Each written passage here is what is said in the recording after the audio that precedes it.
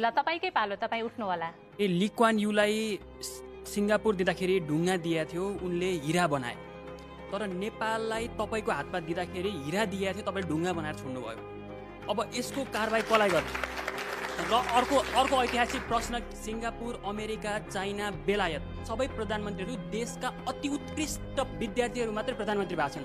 एउटा उदाहरणको लागि बेलायतको विगत 70 वर्षदेखि सम्पूर्ण प्रधानमन्त्रीहरू अक्सफोर्ड विश्वविद्यालयका छन्।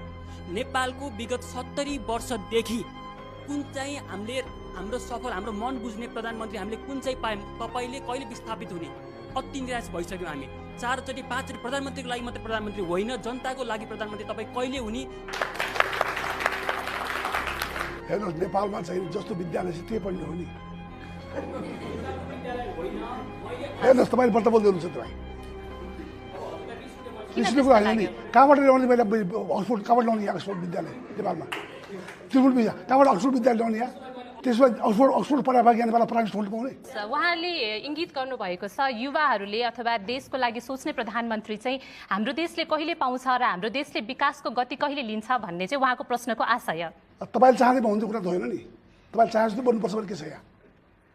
तपाईँले को अक्सफोर्डमा पढाएको को पढाउँछ नेपालमा? अक्सफोर्ड तपाईँको इच्छा, तपाईँ व्यक्ति हो नि। जनताको इच्छा अनुसार भाउ प्राइभेटमा आऊ। म तपाईँको इच्छा अनुसार नहुँ म जनताले चुनाव मलाई त्यो जनताले चुनाव होइन मलाई। पार्लियामेन्टमा बहुमत पाए होइन, बहुमत पाएको मान्छे होइन रे, अनि को तपाईँ हुने त?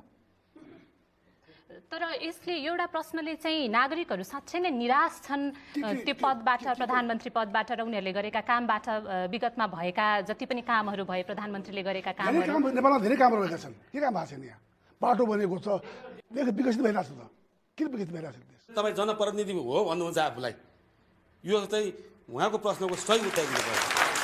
प्रधानमन्त्रीज्यू, कहाँबाट एक्सपोर्ट ल्याउने नेपालमा ल्याउने? यो चाहिँ खास जनताको निराशा बोलिरहेको छ जस्तो लाग्दैछ। हजुर, मैले बुझाएको छैन त भन्नुभएको थियो त्यहाँनिर नेताहरूले कस्तो केटाकेटी खेले जस्तो काम गरेको भनेर। केटाकेटी खेलेको काम गरे हो कि राजनीति त्यस्तै हो? केटाकेटीको खेल खेले जस्तो छ, केटाकेटी खेलेकै होइन। अनि के गरे त? त्यसले धेरै कुरा भएको छ। त्यसले किन भएको छैन? के भयो भनिदिनुहोस् न। त्यो आरोप झुट्टा हो उसो भए?